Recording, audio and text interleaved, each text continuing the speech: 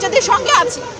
এটা আমি চাইবো যে সবাই সর্বস্তরের জনগণ আমরা যাতে বাচ্চাদের এই মত প্রকাশে এই আন্দোলনের সংহতি প্রকাশ করি। আন্দোলনটা শুধু কোটাই না, এটা কিন্তু একটা সরকার বিরোধী আন্দোলন।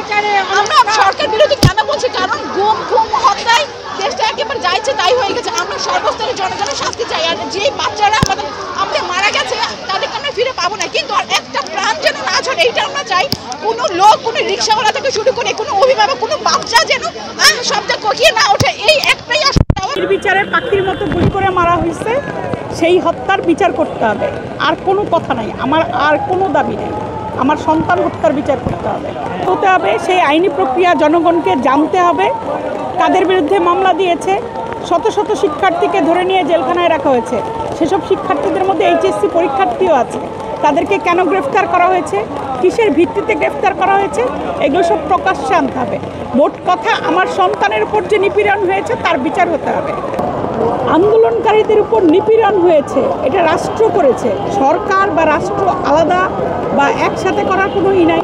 আন্দোলনকারীদের উপর যে নিপীড়ন হয়েছে, আন্দোলনকারীদেরকে যেভাবে হত্যা করা হয়েছে, এই দায় রাষ্ট্রকে দায় নিতে হবে এবং সুষ্ঠু বিচার করতে হবে।